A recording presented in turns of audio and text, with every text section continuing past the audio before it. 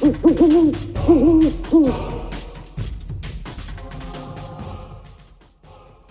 everyone and welcome back to my channel. It's Rachel Ray here. Today I'm bringing you an epic WipnChat / Diamond Art Addiction and I doing the collaboration together.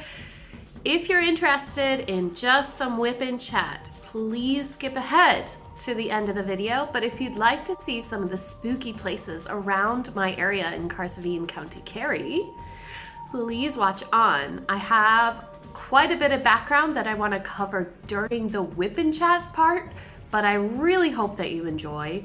If you like this video, please give me a thumbs up. Please subscribe if you've never been here before. I'd love you to stick around and I will catch you soon. Here's a big fat warning for all you people out there. If you don't like the sound of wind, you may want to skip ahead to like, I don't know, a bit into this video because I take you around outside. We're going to graveyards and ring forts and all kinds of stuff. I hope you enjoy it. I really enjoyed making it. So if you like to continue watching, I think you'll like it. Hello everyone. So welcome. This is one of the oldest graveyards in my area. It's a beautiful place. We're gonna go inside respectfully. I do not want to disturb anyone. And have a look.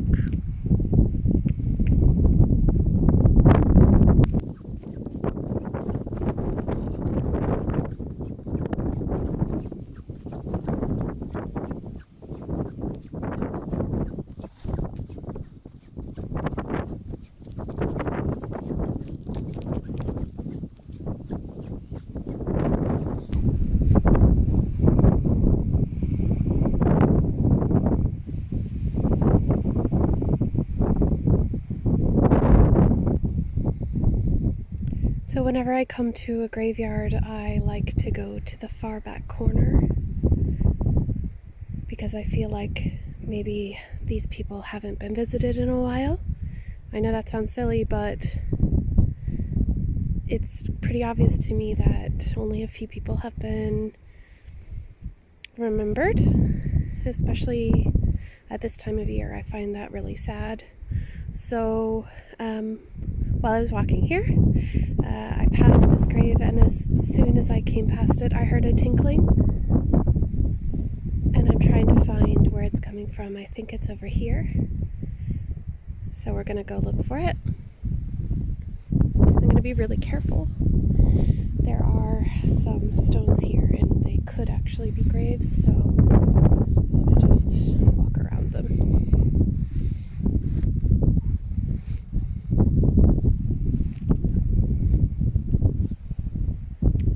This could be our oldest resident.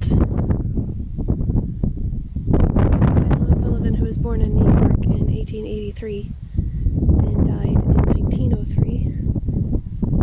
Perhaps there are a few older, but these are the oldest graves in our local graveyard. Oh, there's the tinkling.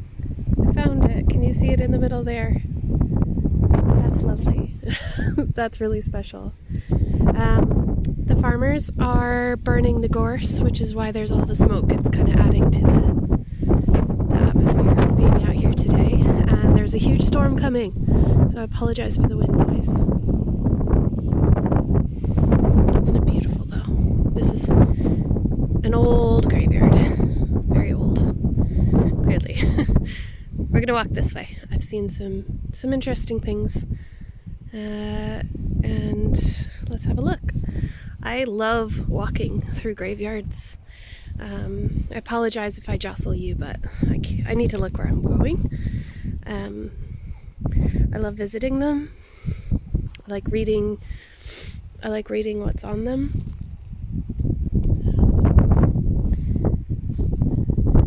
I like seeing what was left behind.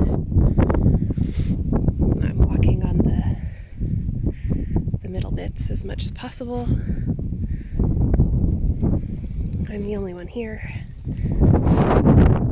So this person, they're much loved and remembered because they have fresh flowers and lots of plaques and crystals and things. Oh, a pheasant.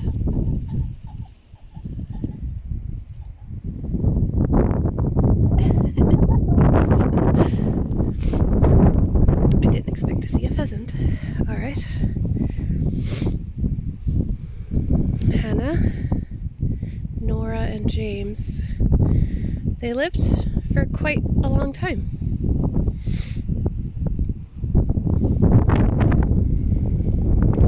Back then. Just making sure I'm not stepping on anyone. So someone has come back in here and added paint to where the indentations were. That's a great idea. Wow, look at this one. My hands are freezing. I should have brought my gloves. That is beautiful. Let's see if I can zoom.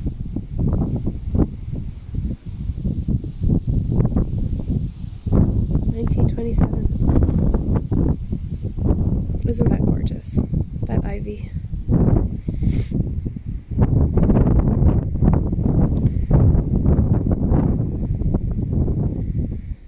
There's a few tombstones that have fallen over there.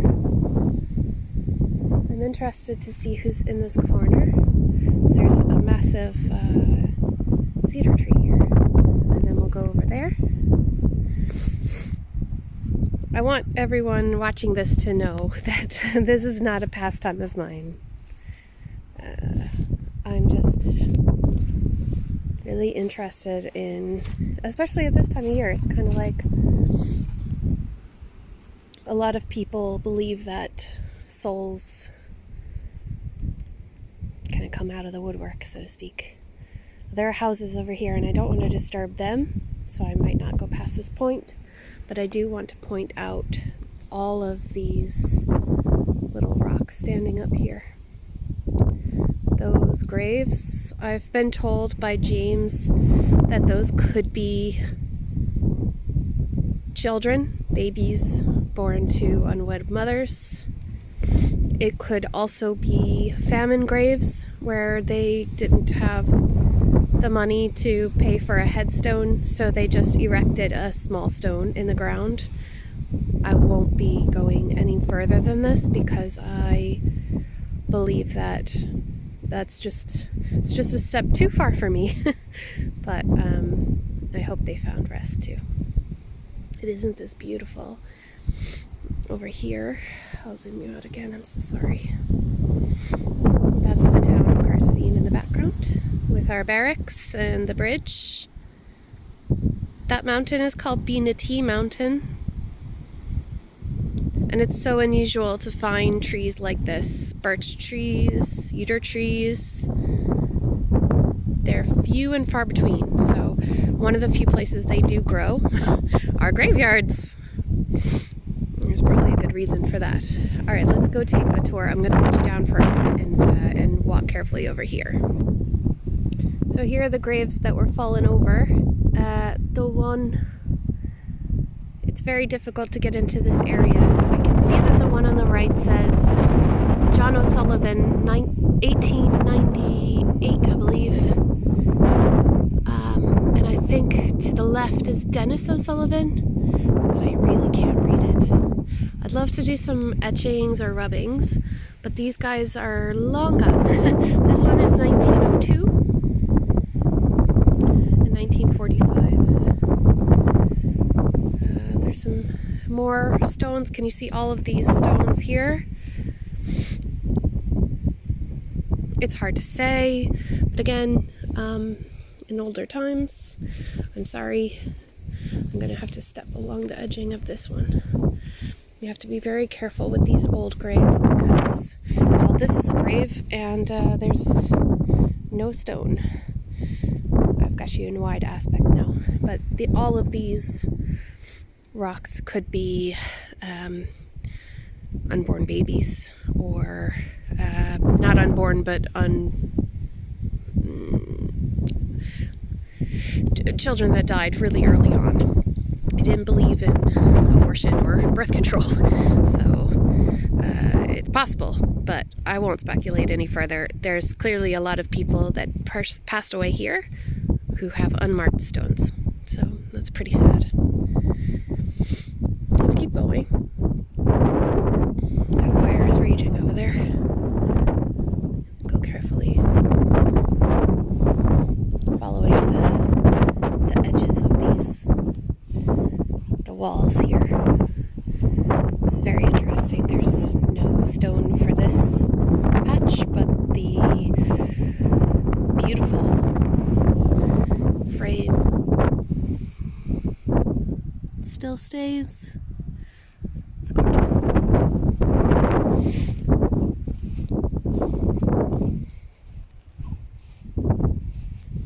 Jeremiah, 1901. And that's a piece of Valencia slate. It's gorgeous. It's very unusual to see mausoleums, so I'm kind of itching my way over there. I hope you all are enjoying this. I apologize for the wind. I know the wind is probably very bad. If I had a way to cancel it, I would. But I don't do this very often. Oh no, that one fell over. There's a holly tree growing on this one. It's very interesting. It really is. Do you see what I mean? They're everywhere. So I don't want to step in, even though I'm very curious to see. Let's see if the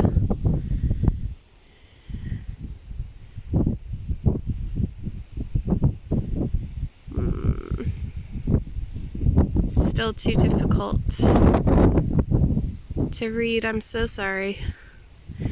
I'm trying to be respectful, so I hope you understand. Okay, let's see. How shall I do this?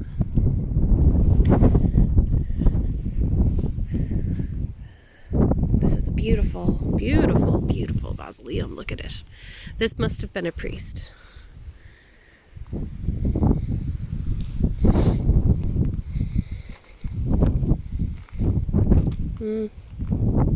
There's no good way of doing this. Excuse me, so I'm just going to step here.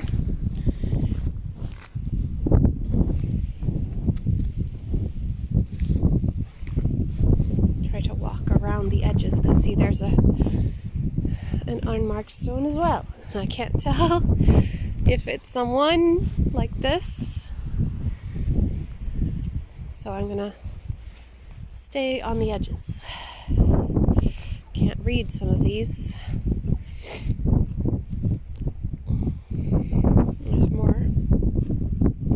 Gosh, it's so pretty. That's something unusual to say, but I've always loved coming here and showing my respects. Some people probably think that I'm weird, but I wouldn't normally tape it. I'm only doing it for ye. Okay, so here we are. Wow. There's a gate.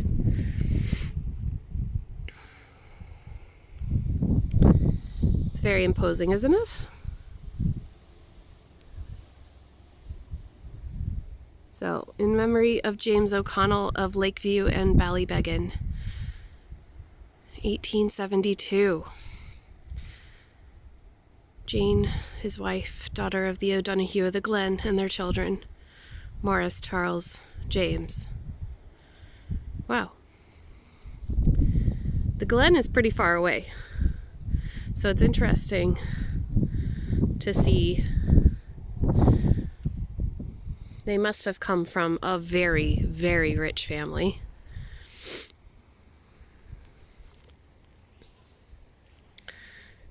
There's more wrought iron over there. Now, I don't want to disturb anyone or anything, and we're gonna go somewhere else now. So I'll see you in another second. I hope you enjoyed it. This is so unreal, guys. Walking up to the ring fort, and the farmer's fire is coming this way. And I've never in my life been here when the cows are here. Oh my gosh, you can't see them. Okay, you're gonna have to trust me. But the cows are out on the path.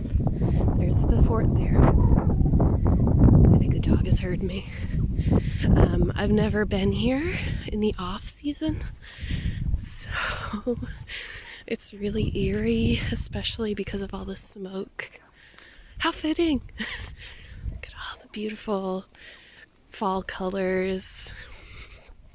I'm sorry if I'm making anybody sick. This is just amazing. This is so cool. So it's obvious to me that like anybody with half a brain would be kind of spooked out around this time, because you'd think, oh well, do you know, the fairies, like, check it out, the water is crystal clear. If there weren't cows in this field, I would totally drink that water. But yeah, I wonder where the cows went. They saw me coming. I'd say very few people would come here on a Tuesday, especially around this time of day, but hey, we're going. This ring fort is called Laikanabula, and it is, no, that's the other one, sorry. This ring fort is called Kahargal. I believe it's a fort of the hill, something like that. Anyway, they rebuilt this fort in the 90s so that people could enjoy it the way that they believe it once would have looked. Just based on other ring forts from the area, you know. So this is the area, the land around it, lots of fern and dark and foreboding clouds. Welcome to Ireland.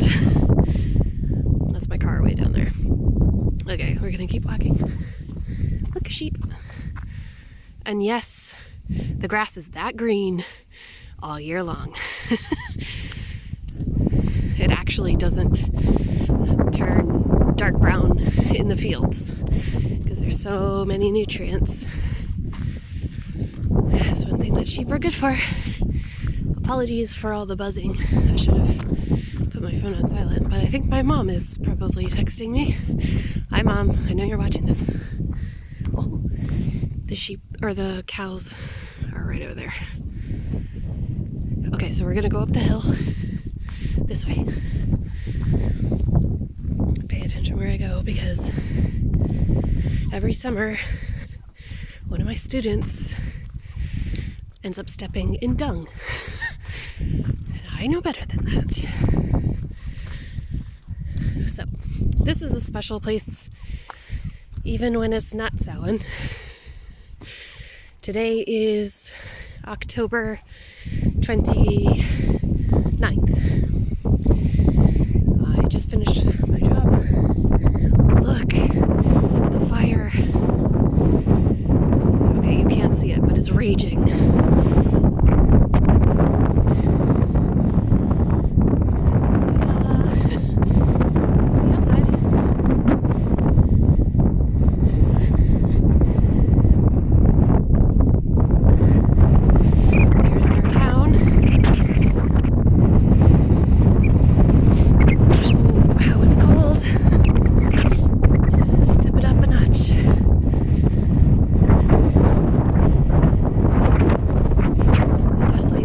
Here. This is the wall. Isn't that so cool?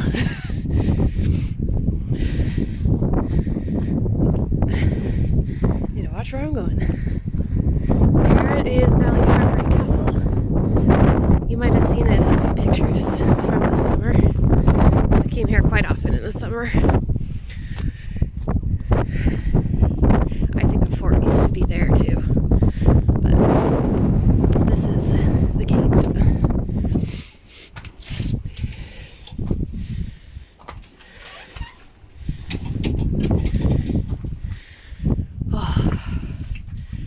No more wind.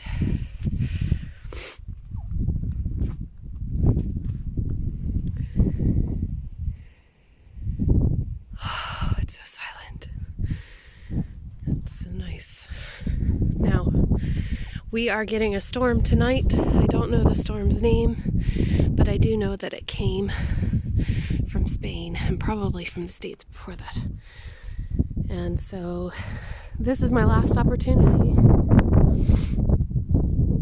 to share all of these little spaces with you. I'm backing up as far as I can before I hit the wall. So, wow, doesn't it look amazing? It looks like a picture, you know. Well, it is. Okay. This is an incredible piece of art. Just gorgeous. You should definitely come here if you visit South Cherri. You don't have to come for me, but you should definitely come for the culture. Now, what we're going to do is we're going to climb all the way up to the top. Are you ready? I'm going to start walking. I'm going to film the whole thing so that you can see how long it takes. It doesn't look like it takes that long, but I suppose if you're young and fit, you can do it. But for those of you who can't climb the wall, excuse me, this is going to be for you. I'm going to zoom it out into a wide frame because otherwise it won't look as impressive. I'm going to be careful. I can already hear people being like, I'm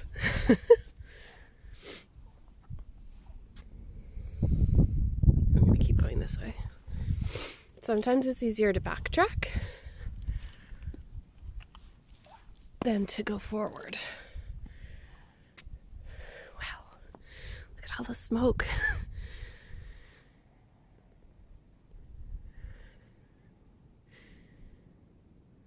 All right, we're only halfway up.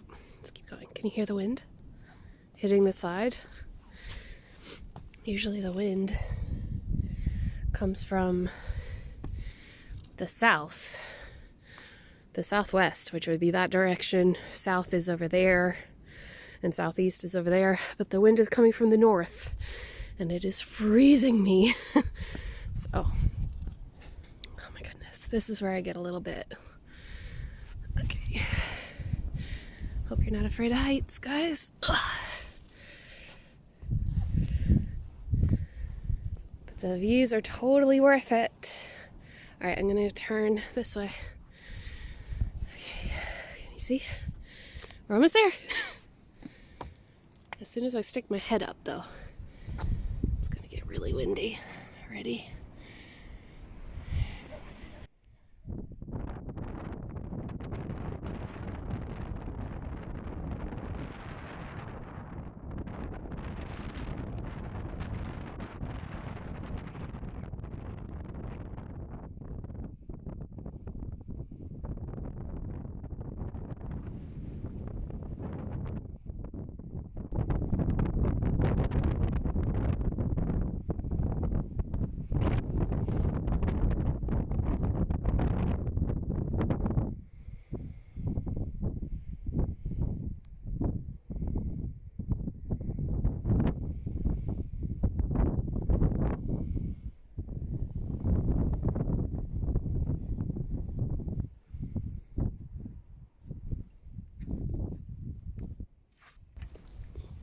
Okay, I'm gonna sit here and enjoy the view for a minute.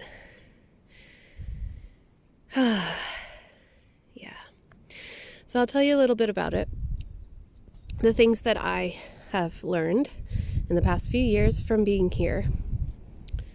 This area in the center would have been the kitchen. It would have been where they had the fire and people would have spent most of their time. It's very small. Can you see the slab inside? That slab has a hole. Can you see the hole? That little divot there? Well, that would have been your pestle and mortar where you would grind wheat. meat or things like that. And then around the edges, which you can't see right now because, excuse my knees, because they're actually on the other side, there are stones going upward, and they would have gone all the way around, and there would have been like think of like a dome on the tippy top, and the stones were there so that they could plug up the top in the middle of the night after the fire had died down, so that the warmth would stay inside. And if you notice the actual what's the word? Sorry, I'm having a moment. Oh my god. There's a lot of smoke now. I gotta be careful, I gotta go. It's pointing exactly this way is south, north, west, east. So, it's dead on. Now, I'm getting scared because there's a lot of smoke now. And I think the fire's gone out of control, so we're gonna go down. We're gonna get out of here. It's spooky enough for me. But if you come here, you can walk all the way around the outside of the ring as well, which is nice. But it's better when it's warmer.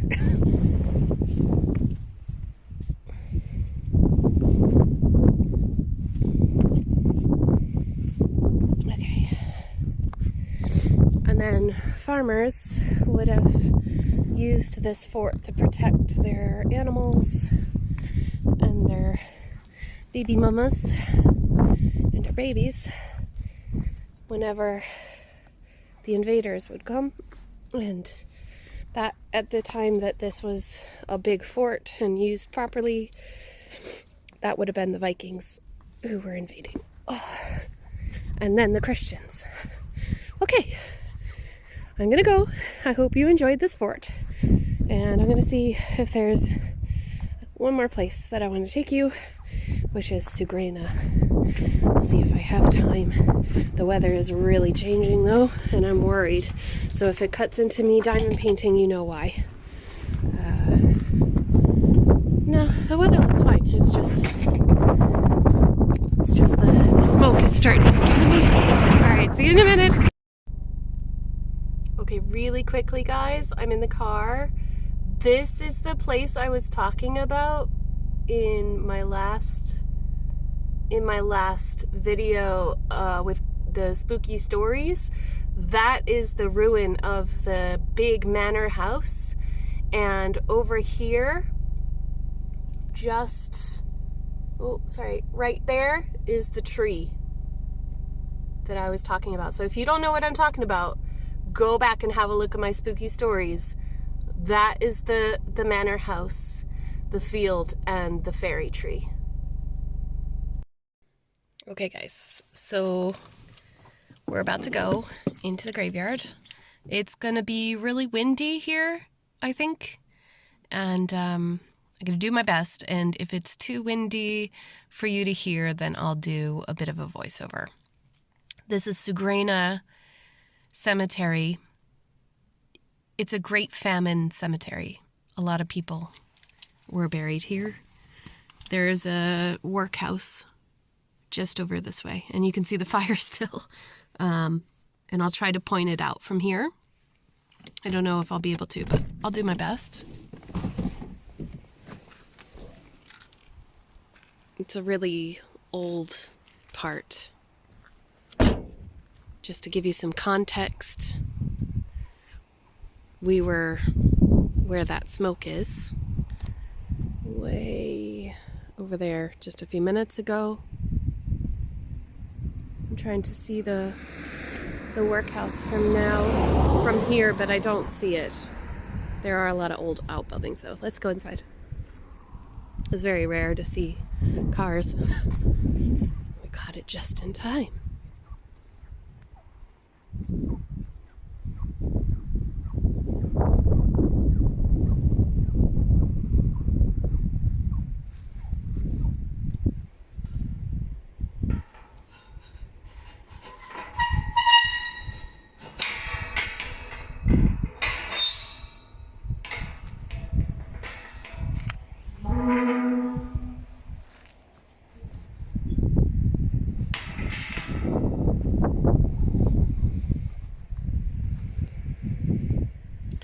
Okay, there's no actual information, it just says who is buried here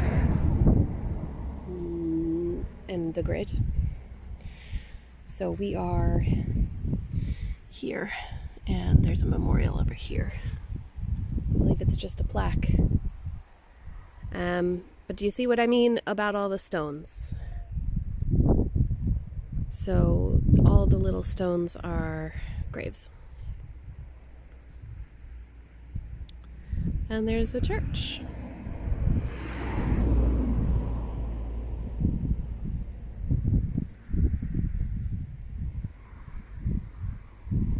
A lot more unmarked gravestones than marked ones. The marked ones are all new. They probably had family that was buried here.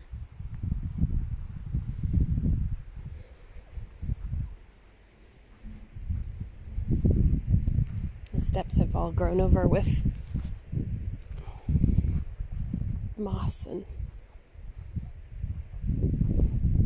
reeds, and that's the monument just there.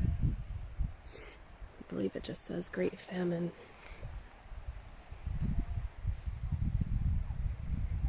In Irish.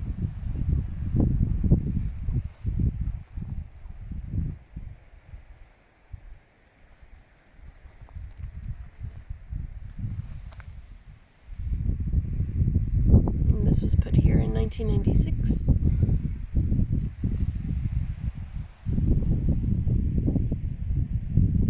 Go back to that path.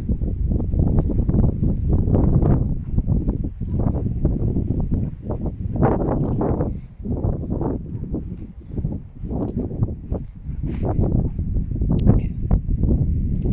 Well,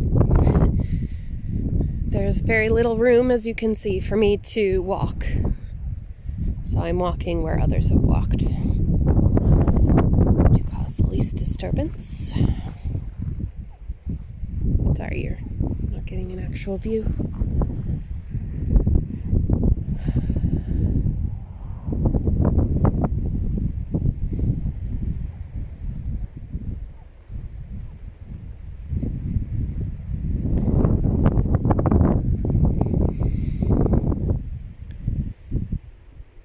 I'd like to take you inside the chapel, if possible. I'd love to take you to the workhouse so that you could see it, so I could talk to you about it, but I'll talk to you about it inside. I can't even really take a good picture of it, to be honest. It's private property now, and there's no real way for me to show it to you without trespassing. That's one thing I don't want to do with this series. Can you see that really old house on the hill? I wanted to come here at nighttime, but I would probably fall over somebody's grave, and that would be the end of me.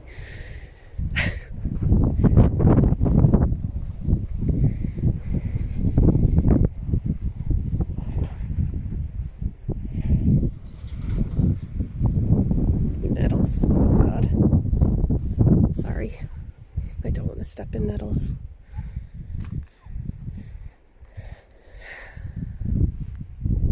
There's so many stones here. Okay, guys, I'm really sorry if I'm stepping on anybody.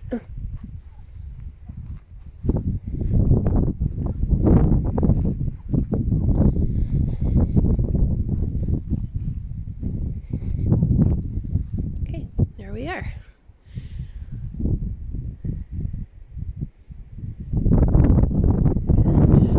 These special tools, I believe, are for the, oh God, I gotta go inside. Is it any better in here? Probably not. Check it out. So they even fit the dead in here. Yeah.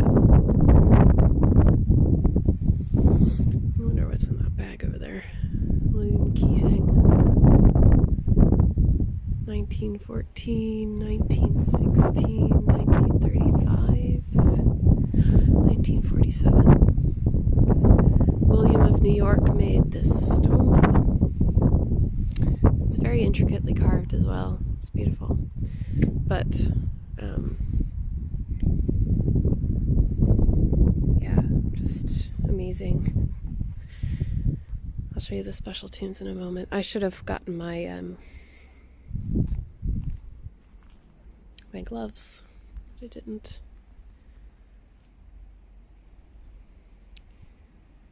So this would have been like an abbey, and probably erected in 14, 15, 1600s. Amazing to even think that. You can see where the beams went in. It's quite short. Maybe there wasn't as much soil and rock inside. Who knows? It's clear it hasn't been used in centuries. I'll check that out. Letterbox. Just amazing. So, alright, we'll go look at the special tombs, and then I'm going to go home, make a cup of tea, and do some diamond painting and talk to you more. Somebody brought the whole bottle of holy water. Alright, let's look at these guys because they're the closest. See how beautiful these tombs are. Oh, there's kids playing. Okay, I was like, who is shouting? Each tomb has a stone that is cemented to the front. The front always faces the south, and it's facing slightly south, slightly southwest, somewhere in the middle. Kind of cool, huh? If I remember, James said that there was, because we came here once before, and he said one of these was open. Be nice to see inside one. Okay, so the ground has a gradient here. I'm gonna go slowly. Patience. I did I stole a foxglove from this cemetery. That's a foxglove right there. They have beautiful flowers in the summer, but excuse me, I stole one and I managed to propagate it twice. So here's some more. Oh, I thought I felt a raindrop. So quite a beautiful place to be buried, in my opinion. I mean, if you had to go out the way that these people did, then the best they could hope for is a really nice place to rest, right?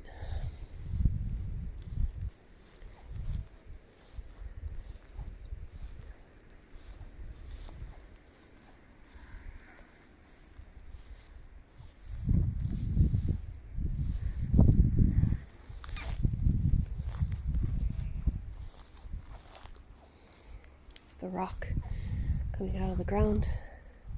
Isn't that beautiful? Just gorgeous. Natural rock formations.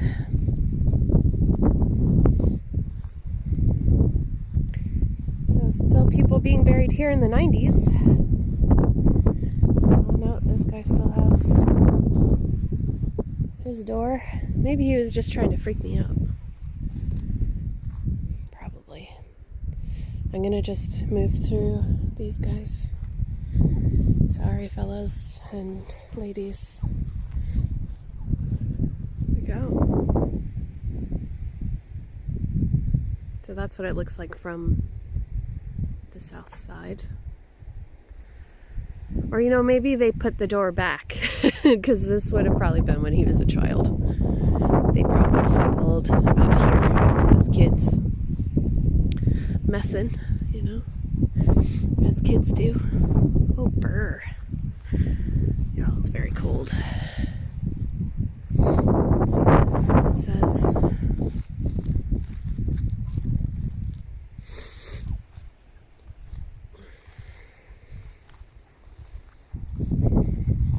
Oh, there's something written.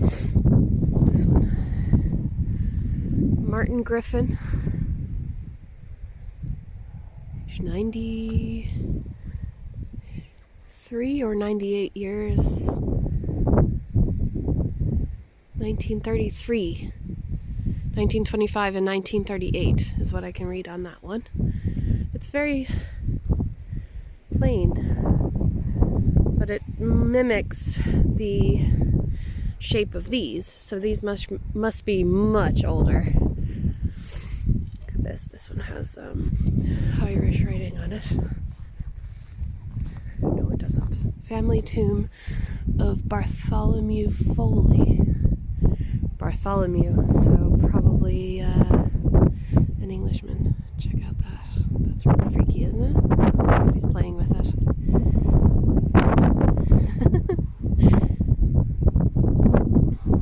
Okay, here we got something clearer.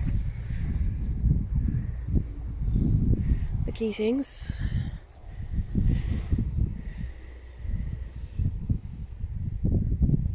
So these are family tombs then. I thought they were rectory or something. Let's see.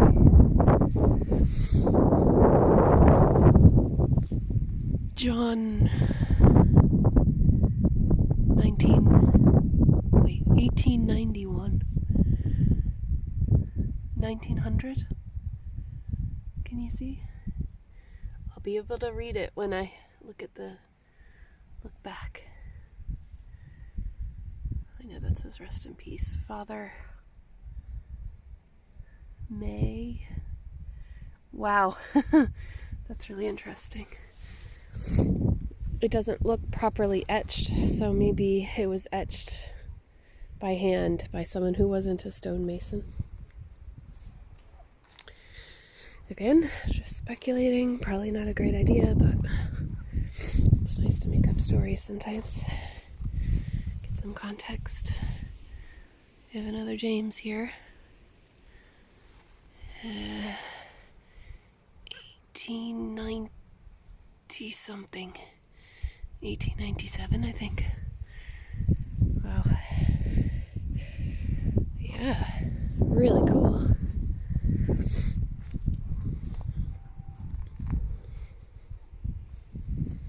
I'm gonna head back up to the gate, I think. See all the foxgloves. All of them. They're everywhere. Growing out of all the crevices, so I didn't feel bad taking one. So I call them my Sugrena foxgloves.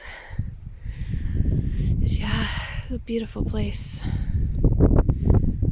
And Carsavine is just behind Beanity, just over there. Alright, I'll see you all back in the house, nice and warm and toasty. Okay, I'm going to attempt to show you the workhouse without trespassing in that area. This is going to be really, really difficult to do. I hope you forgive the shakiness of the camera and my poor driving skills, but you can see the top of it behind the trees there.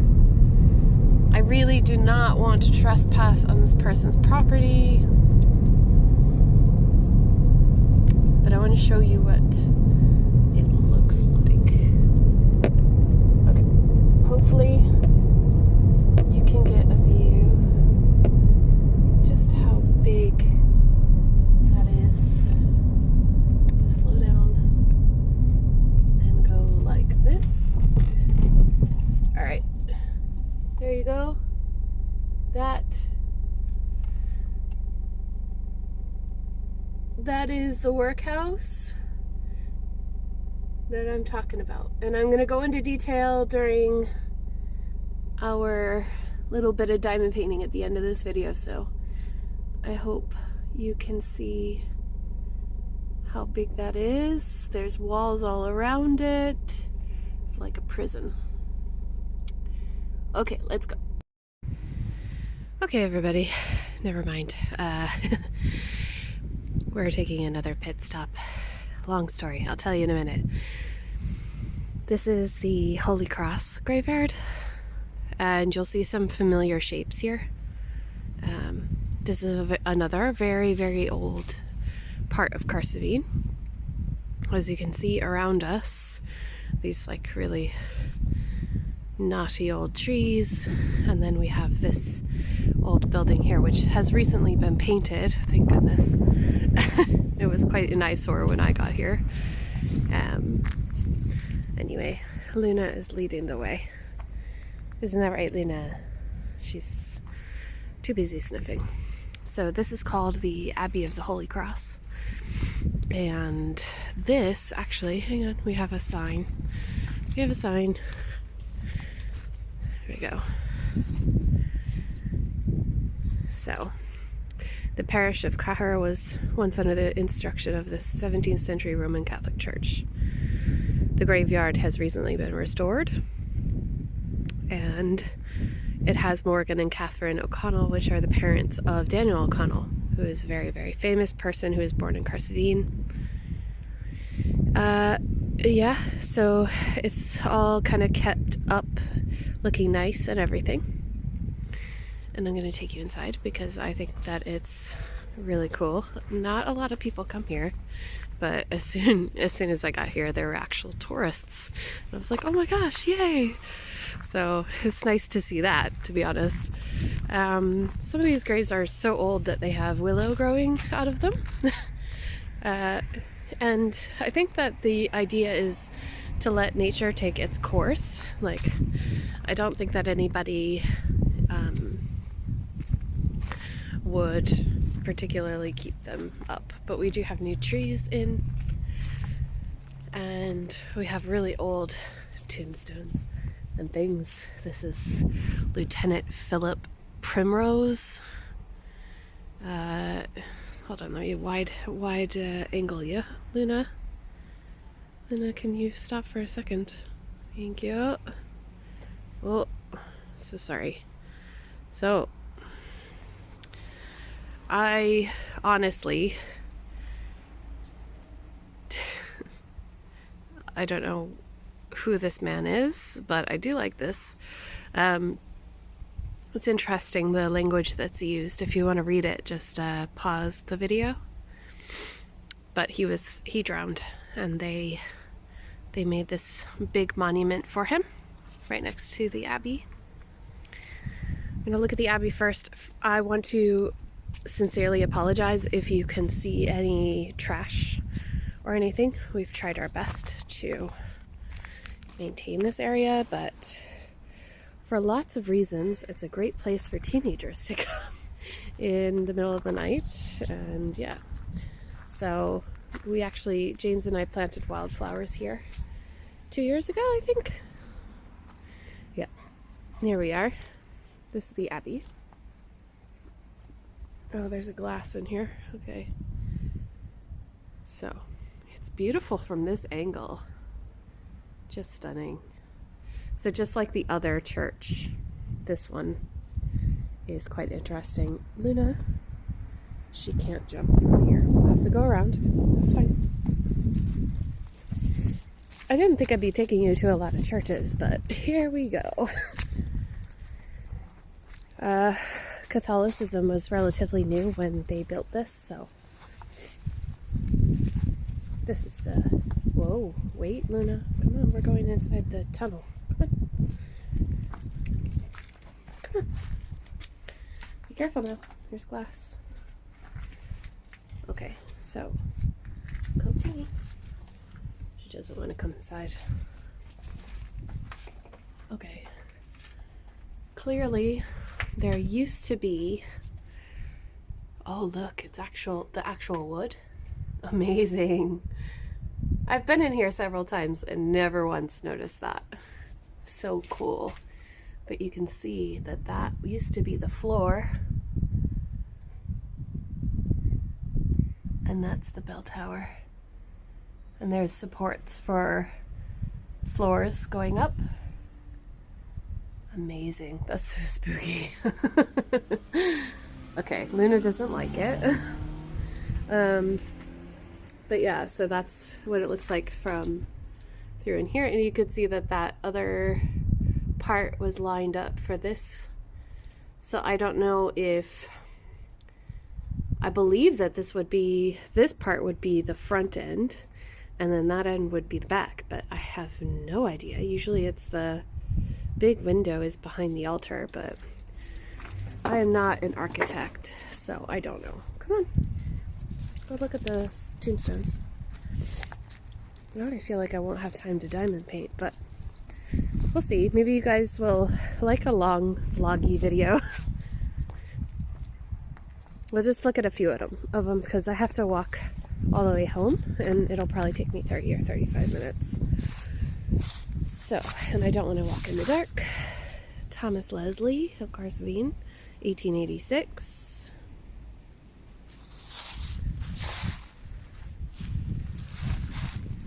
Does it say how? No, they just have beautiful like quotes and things. Luna was being a very bold dog, weren't you? My friend over there in the pink, she's lost her cat, and it's getting dark. We stopped to talk for a little while, because. And anyhow, she's the woman that does my nails. She's very, very nice. But now it's getting really dark. Well, not really dark, but dark enough for me to worry that I'm going to be walking on the main road in twilight, which is never good. So Luna and I are going to walk home, and we will talk to you very soon. Luna's not used to walking in the town. Come on, dog. And so she always gets really nervous. But anyhow, this is the back end of Famine. Hold on, I'll show you the front.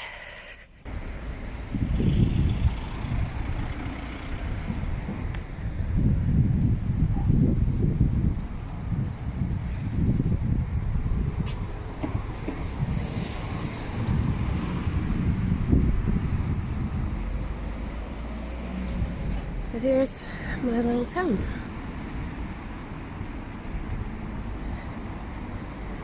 This town is so cool.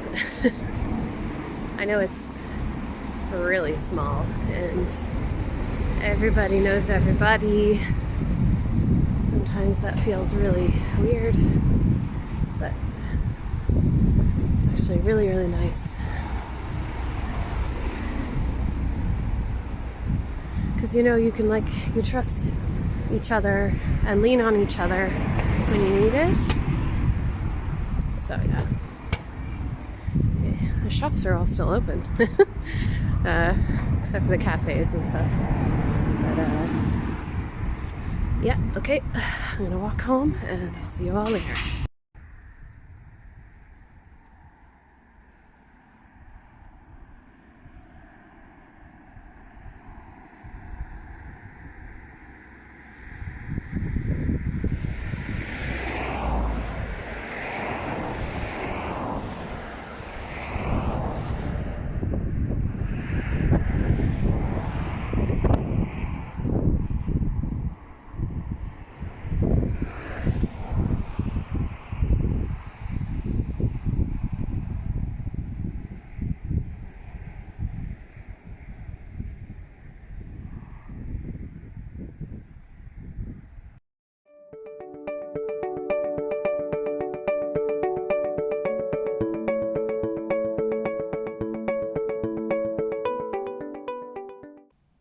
Hello everyone, and welcome back from your little break.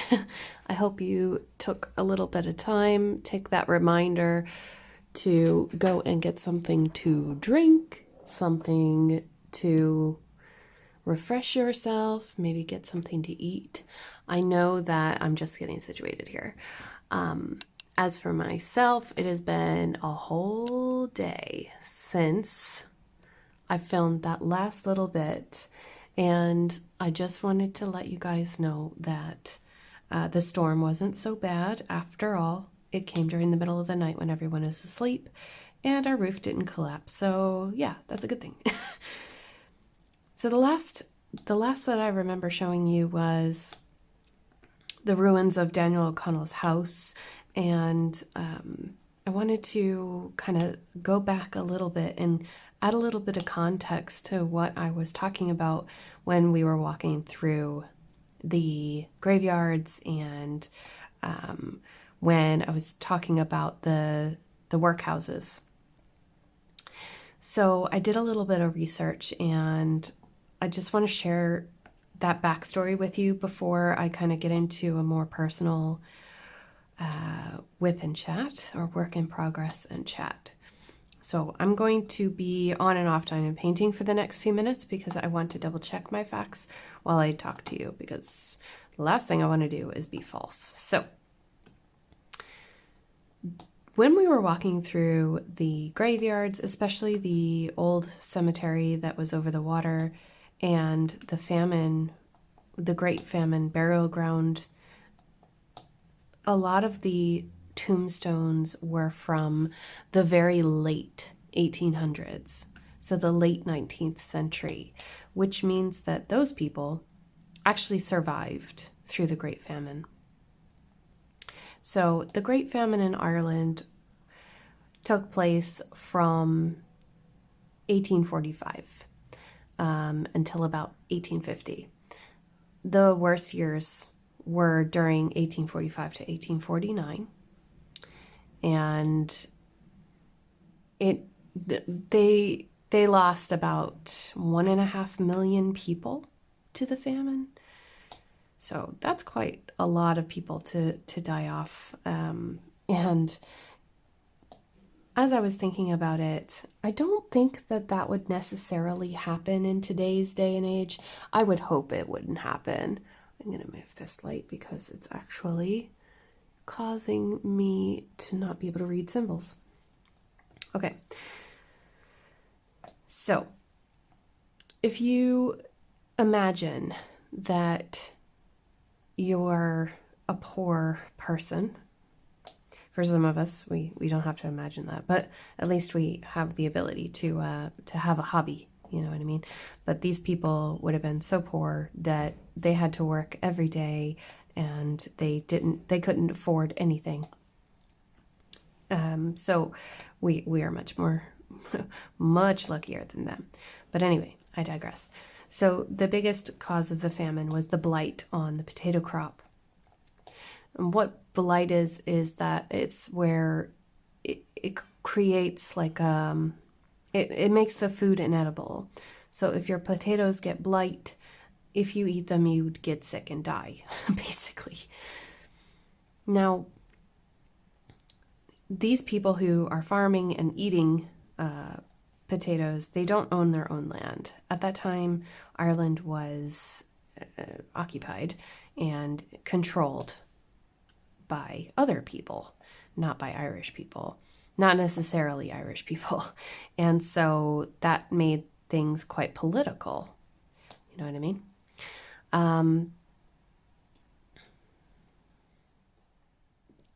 So every year from 1845 to 1850, the crops got blight, and the potato crop, because that was the main staple crop in Ireland at the time. And so each subsequent year, less and less people were able to eat.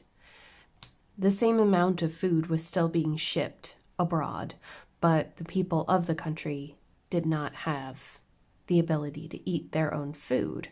They had to sell it. They had to sell it to survive.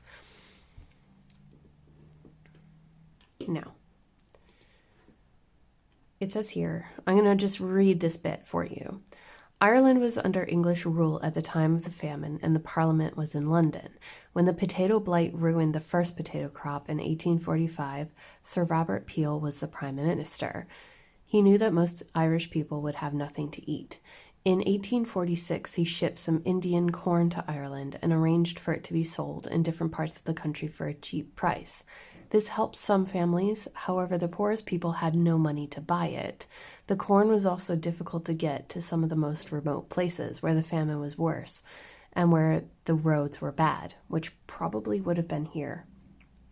Another problem was that people had to cook the corn. However, they didn't know how to cook it as they had never eaten it before. The corn was so hard it became known as Peel's brimstone. Robert Peel also set up relief work where people were paid to work. This is where the workhouses come into play. The government paid poor people wages to do work such as building roads or piers. However, the money they were paid was very low and the food prices were very high. The wages did not allow the workers to buy much food for themselves and their families. However, it did help to feed many people during 1845, and no one died of famine. Peel also set up relief committees in each area to collect money from the wealthier people by collecting taxes. Yay for taxation. In 1846, the second crop of potatoes failed in July and August. People who had managed to survive the first crop failure of 1845 were now in terrible conditions. A new prime minister called Lord John Russell took charge of the government in England. He reduced the sale of cheap food and thought instead that by giving employment, it would have been the best thing to do. Public works began again in 1846 in October, so around this time. The government thought that this employment would help the poor people to buy food. However, poor people were often too weak from lack of food to be able to work very hard, and the wages were often not paid on time. By February of the next year, there were huge snow drifts, and the poor had no warm clothes to work outdoors in cold and wet weather. When the father of a family became sick or died after working on the public works, the women or children in the family tried to take over the work, but it was very hard and involved carrying heavy loads or digging.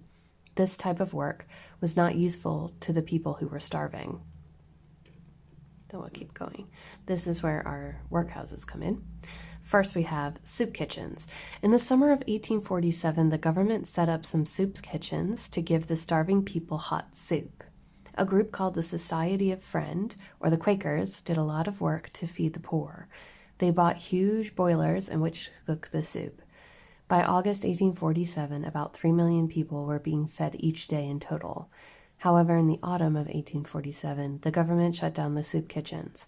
They expected that the next crop of potatoes might be good and told poor people that they could go to the workhouses for help.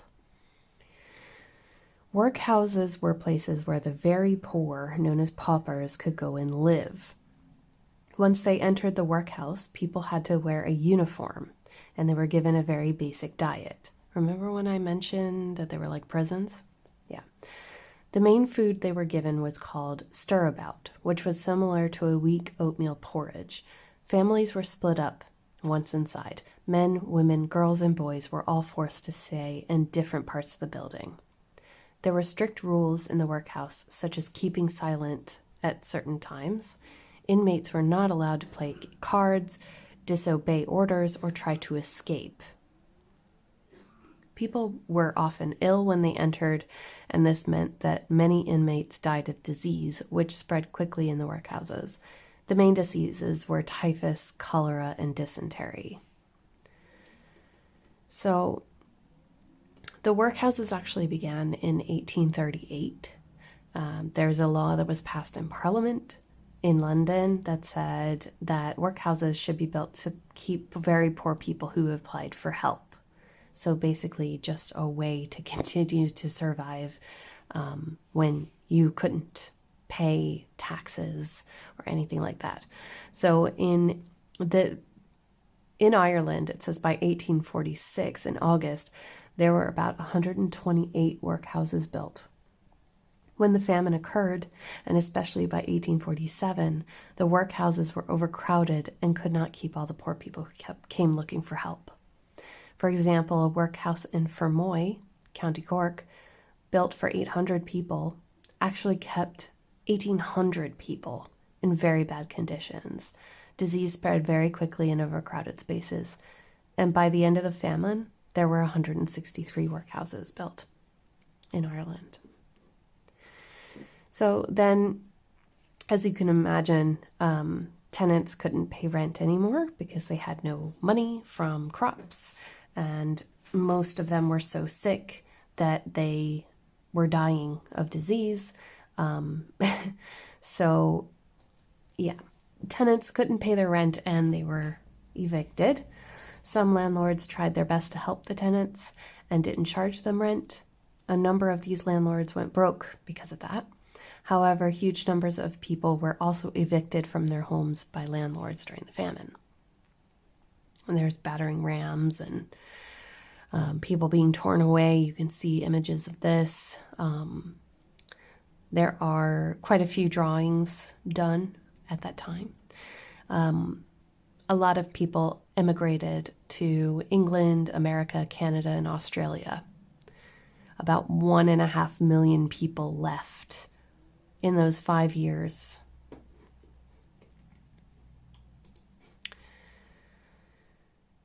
By the way, if you're interested in reading all of this information for yourself, it's coming from askaboutireland.ie, which is also used in the public schools here in Ireland. So a recap of the results. People estimated that about 1 million people died during the worst famine years, and a bit more than 1 million emigrated. It's hard to say exactly how many died. They didn't really keep records, did they? Too many people at once. People kept leaving Ireland after the famine. I'm sure you can imagine why. And there's a lot of anger and resentment towards Britain and the people of Britain, of England rather, at that time, which carried on through generations and generations, and some people still feel really badly about it, even though the people living there right now are not the ones who did it. There's still an animosity there. And this is what started the uprisings. There was the Young Ireland Party, Young Irelanders wanting Ireland to have its own government. And that started during the middle of the Great Famine, so obviously it didn't go anywhere. But by 1916, Ireland had gained its independence from Britain and became its own republic. So there are a lot of famine memorials in Ireland. There are some in Dublin, Cork, Galway. Some artists have done a really great job of creating emotional sculptures that are on public display, as well as, lots of artwork in museums that you could visit if you do decide to come over. I would highly recommend that you do some research on it if you're interested at all in the history of Ireland. Now, there is a man named Daniel O'Connell who was born here in Carsavine. He was known as the Liberator. He was looking for rights for Irish people. He would have huge meetings where thousands of people would come and listen to him speak. And one of the biggest meetings was actually before the famine in Tara in County Meath, and in 1843. About 500,000 came to listen to him speak that day. So obviously the government banned his meetings because they thought that such large gatherings would cause a rebellion.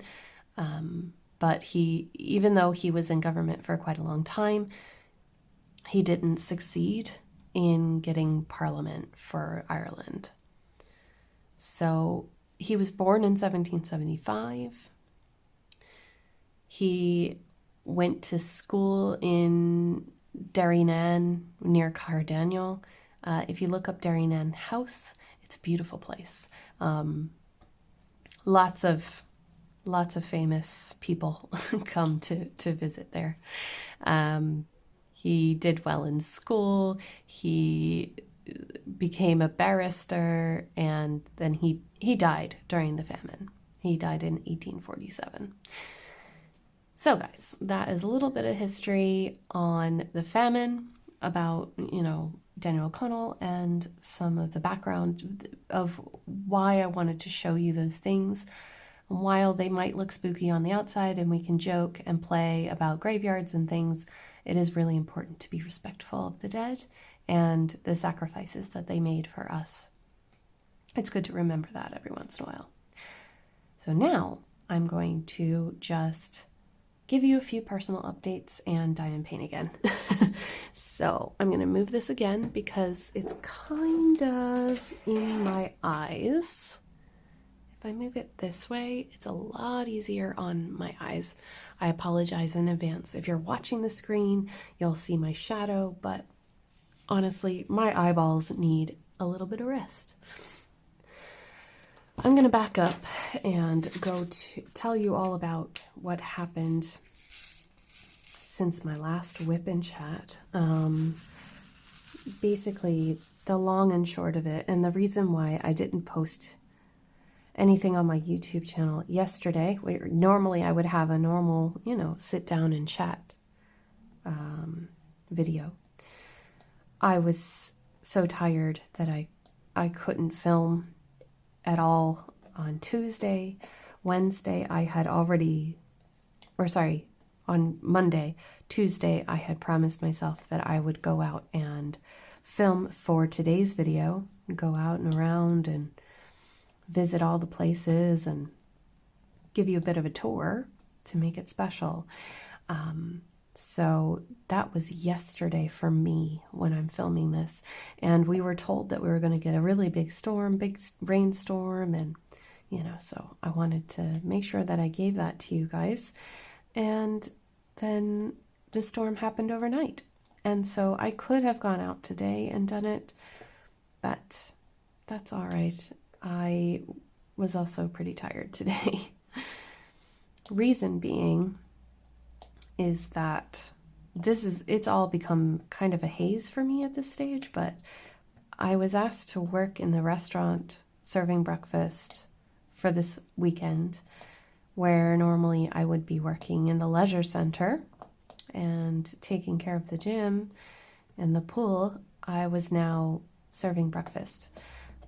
I have not been a server for over a year. I'm not really good at it. And I know it's a great skill to have, but it's something that I don't enjoy. I find it really stressful. Hello, anxiety. But I have been on edge all week, to be honest with you. So I've told my boss before that I don't want to do it, but this is basically why. This past weekend, the weekend before Thanksgiving, before Halloween, is known as a bank holiday, where you get Monday off work, so a long weekend. And it's also midterm for anyone who is attending school. And your midterm break is about a week long. So we will get a lot of visitors who come from all over the country, and also a lot who come from Great Britain and the UK, because it's kind of a holiday that we share. It's something in common that we share. So these long bank holidays drive a lot of tourism, and that's great. But October is a very slow month for hoteliers in our region.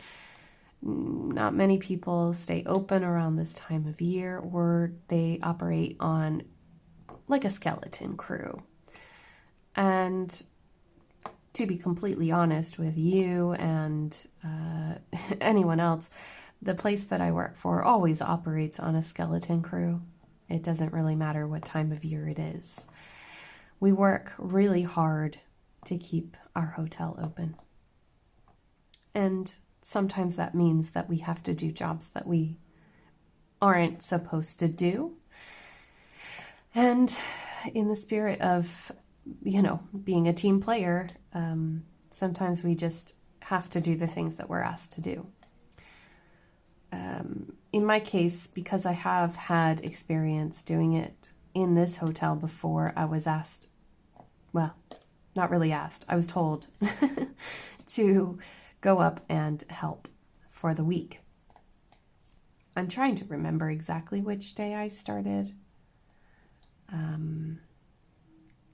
I can't remember if I had the Friday off or not. But anyway, I started last week and it was so busy. It was so busy that on Sunday morning we had 105 people for breakfast. So I think on Saturday night I talked about it. I talked about my anxiety of the next day and everything. It went okay. There weren't too many hiccups to worry about, but it was pretty stressful for all of us. We were pretty worried, to be honest. I'm going to move this again because it's actually bothering me, the amount of shadow happening.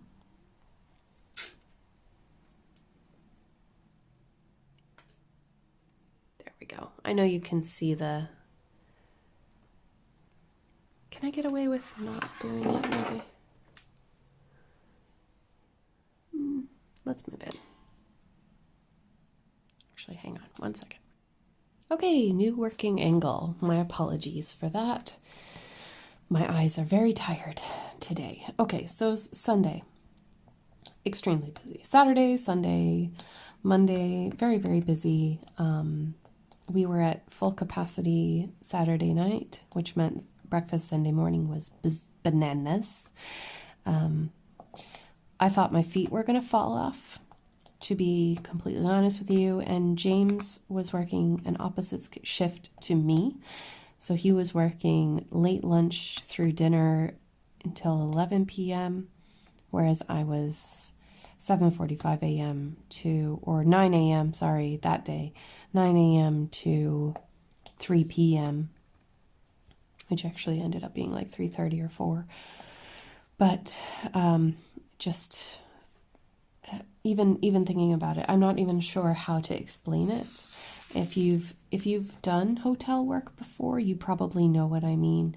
But I think I've learned that I'm not as adaptable as I used to be, and I'm trying to change that. But it's kind of hard when you're out of shape. I didn't realize just how exhausted I would be after every shift, and I think I'm starting to come around now. It's just, I feel like I'm walking the Camino every day. You know what I mean? So yeah, anyway, it was a very, very busy week, pretty difficult. I have one more day of working in the breakfast, lunch kind of area, and then I have a day off on Friday. So I'm really looking forward to it. Today, which is the day before Halloween, I have received my DIY moon shop, or sorry, excuse me, I always mispronounce it. It's Die Moon. They always say Die Moon. It should be called Die Moon. My Die Moon shop order came today, and so I would like to wait until Friday or until the next best day with the best lighting, because it definitely deserves all the beautimous lighting and camera angles I can give it. I'm very excited for it. It's all thanks to a really lovely subscriber named Jen, who purchased a gift card for me without me knowing and sent it to me. So without it, I wouldn't have been able to purchase. But now, since that order was placed, Diamond Shop has changed their shipping method, and they now go with FedEx, which is cheaper than DHL. So the shipping cost is way, way less.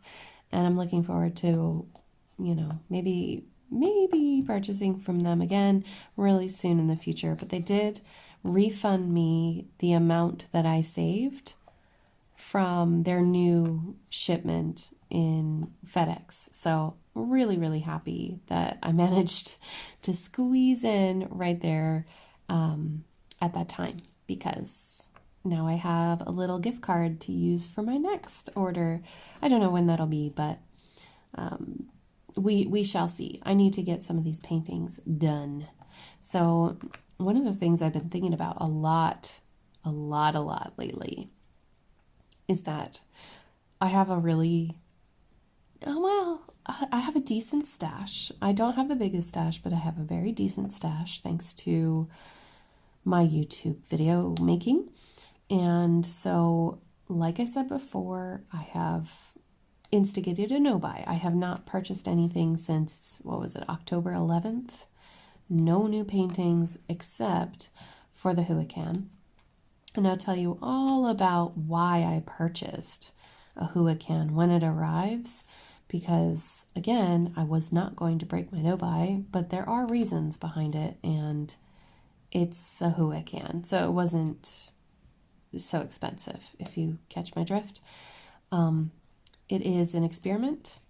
I did have my followers on Instagram choose the design for us, so I am excited to receive that. I don't know when it'll be here. This coming week on Monday, I will have an unboxing from a company that is exclusively on Instagram, Mary's Diamonds, and I'll be sharing that with you. And we'll see what the rest of next week looks like next week, because I honestly, I don't know what I'm going to do in the next few days, since I have some time off on Friday and Sunday, and I don't know when the next day I'll have off will be. So I want to use those days wisely, film a few videos and get them out there for you, because I have had a lot of requests. I got more requests during my live stream on Saturday. So if you guys don't know, I go live on YouTube every Saturday night. It's 8 p.m. my time, which could be different to your time now. It used to be 3 p.m. Eastern Standard Time, but now I believe it is 4 p.m. Eastern Standard Time. I could be wrong about that. But I will schedule the live stream ahead of time. In fact, I think I might do it shortly after I post this video, so that I can put the link, or actually just before. Sorry, I'm just thinking out loud. So if I schedule it just before I release this video, I can put the link for it in the description of this video, so that you can bookmark it for later, or you can see what time I will be live in your own time zone. That makes more sense. And if you're watching this in the future, well, maybe catch me on another live stream. Another way to be notified when I go live, other than, looking at my channel and checking, would be to set the notifications by clicking the bell next to subscribed. So you'll see the little button where it says subscribed, and then if you click the notification bell and select all, it'll send you a notification when I do go live. It'll send it out 30 minutes before I go live, and then it'll send it again when I am actually live. It's great to click that bell, especially if you like the videos and you enjoy watching me, then click that bell, because it will highlight those videos so you can go check them out once they've uploaded. I know I have quite a few of my favorite YouTubers on with the notifications on all, because I want to watch every single video they come out with. I'm obsessed. So please, if you are new here and you haven't already, please feel free to ring that bell. It doesn't cost you anything. It's free. Anyway, oh my goodness, I'm so sorry. I went off on a little bit of a rant there, but yeah, I have a lot of ideas coming, and I'm excited to share them with you. I just need the time, and this week has been very trying. I've had some long weeks in the past, you know, long hours and that sort of thing, but this was different. And I know that it started about 2 weeks ago. I was like, I really want to get on a health kick. I started eating salads every day, and I started walking more and all this stuff. And it's funny because I've lost more weight by doing the restaurant job than I ever could working in the leisure center. And the irony of that is not lost on me. I mean, I do have access to a full gym.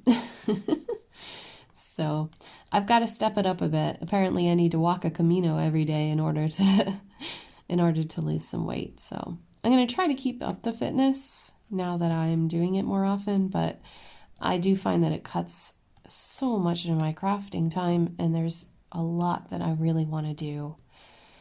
Things that I want to do for me, and things that I want to do for you all on my YouTube.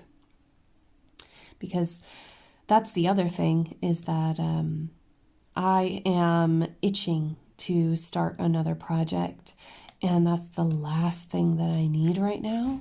It's kind of like me struggling to keep myself from buying new projects, because I think that there's something really, really therapeutic about starting something new, a refresh of sorts, buying something new. You get that exhilaration and that thrill. It's the same. And there is a reason that I want to start this new thing, but I really must finish something else first. But I think I've learned that I need to go back to my old way.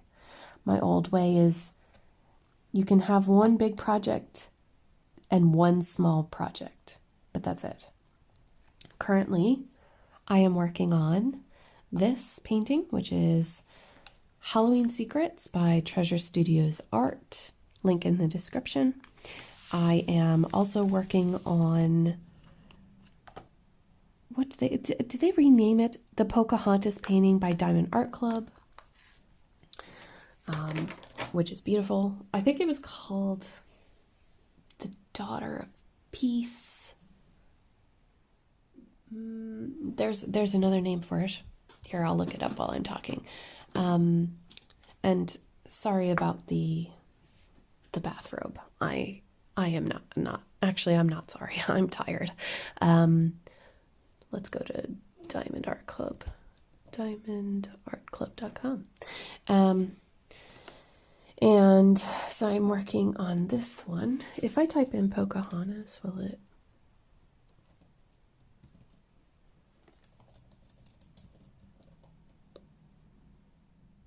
Daughter of Peace. Sorry.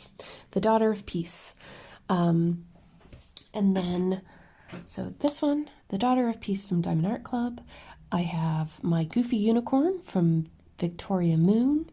I have my custom of Luna from Royal Diamond Painting, and I haven't shown it to you, but I have a crystalline kit from Star Roar, the Van Gogh Starry Night, that I started, but I put it away because of how confetti it is, and it is a challenge.